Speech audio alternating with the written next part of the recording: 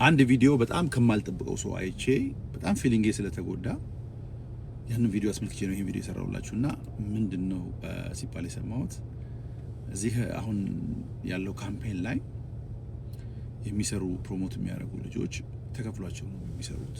ማንም በነፃ የሚሰራ የለም አይን ነገር የሚል ነገር ነው የሰማሁትና በጣም የሚያሳዝነው የልትለኛ ክፍያ ከመጨነቅ አላማውን መደገፍ ህፃናት የልብ ታማሚ ህፃን ያውም ልጆች ያለው ሰው ማን ነው እና የልብ ህመም ታውቃላችሁ ለደቂቃ ውሃ ውስጥ ገብታችሁ ስታፈኑ ያለውን ፊሊንግ ይዩት።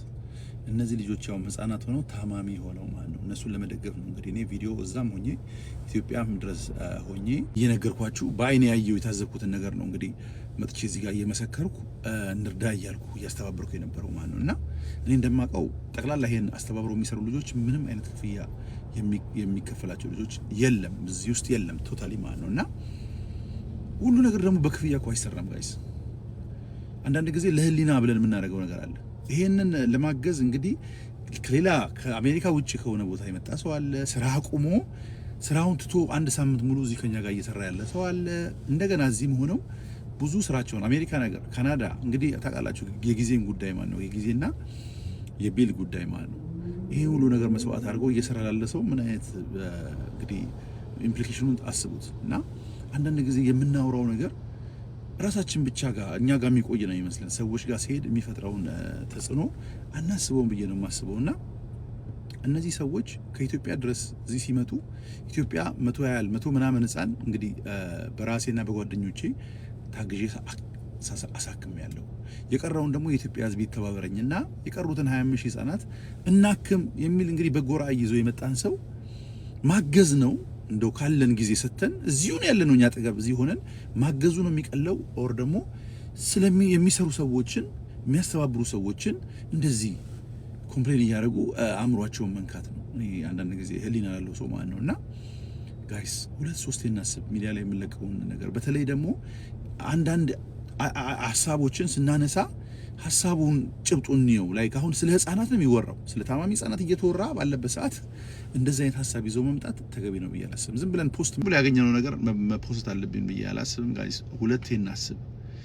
እዚህ ነገር ላይ እዚህ ካምፔን ላይ ሊፈጥር የሚችለውን ተጽዕኖ እያሰብን ስለ ህፃናት እየተወራ ማለት ነው ስለ ታመሙ ህፃናት እየተወራ በዚህ መልኩ ወጥቶ እንደዚህ ሐሳብ እንዴት ልብ ያስችላል እንደዚህ ነገር ለመናገር ማለት ነው። እና አንዳንድ ጊዜ ቆም ብለን እናስብ። በጣም ያዘንኩት በጣም ከማከብረው ሰው ነው ይሄ ነገር ያያየሁት የሰማሁትና I'm sorry for you በጣም ነው የማዝነው።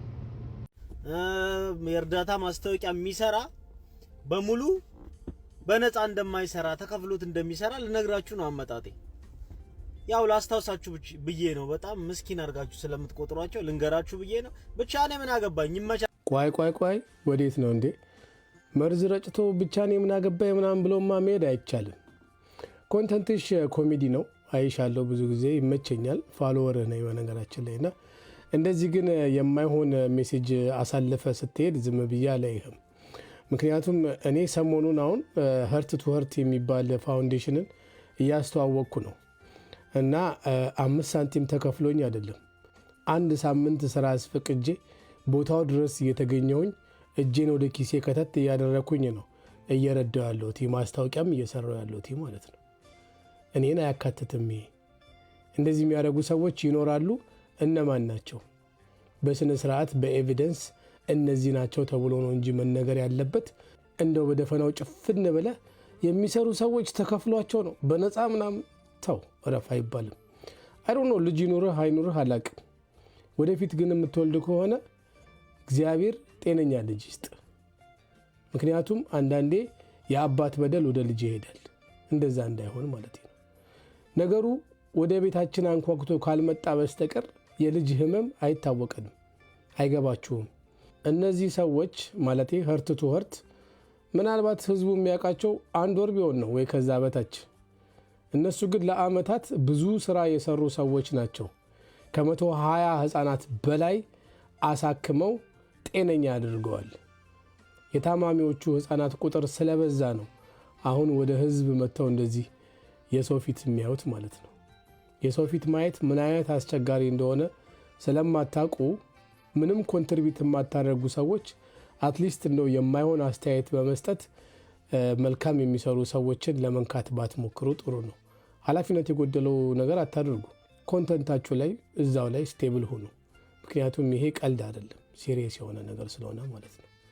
መልካም ቀን። አይ ሆፕ አይደብርም።